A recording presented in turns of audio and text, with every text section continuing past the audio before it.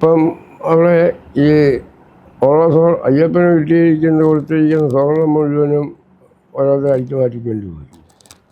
ഇപ്പം എന്തുമാത്രം ഉണ്ടെന്നോ ആരൊക്കെയാണ് കൊണ്ടുപോയതെന്നോ ഒന്നും നമുക്കറിയാൻ പാടില്ല. എങ്കിൽ തന്നെയും എൻ്റെ ഒരു അഭിപ്രായം ശബരിമല ശബരിമലയെ സംബന്ധിച്ച് അതിൻ്റെ തലപ്പത്തിരിക്കുന്ന ആൾക്കാർ, ദേവസ്വം ബോർഡിൻ്റെ തലപ്പത്തിരിക്കുന്ന ആൾക്കാരാണ് ഇത് ചെയ്തിട്ടുള്ളത്.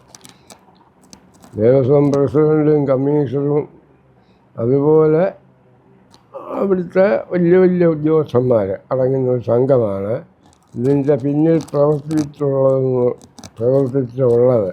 അതെന്ന് പറഞ്ഞാൽ ഞാൻ സമ്മതിക്കത്തില്ല. നമ്മളവിടെ ഒരു 10 പൈസ തുട്ടം അതുക്കോ വഴിയിലോ കിടന്നാൽ അതെടുത്ത് ആ കാണിക്കാതിരിക്കുന്ന പാത്രത്തിലിടുക എന്നുള്ളതാണ് നമ്മുടെ ജോലി. ഇത് ഒരുത്തം വഴിപാടായി ശ്രീകോവിലിൽ സ്വർണം പൂശി കൊടുത്തു. ചെമ്പുപാളിയായിരുന്നു, അത് സ്വർണം പൂശി. അതെല്ലാം ചണ്ടിപ്പറിച്ച് കൊണ്ടുപോകാമെന്ന് പറഞ്ഞാൽ ഒരു നല്ല കാര്യമായിരിക്കും എനിക്ക് തോന്നുന്നില്ല.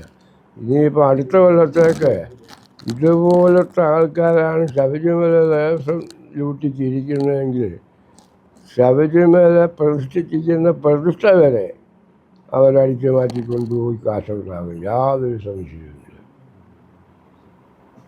കൃത്യമായ ഒരു സുരക്ഷാ സംവിധാനം ഇത് കേന്ദ്രം ഏറ്റെടുക്കണം, അല്ലാതെ നടക്കത്തില്ല.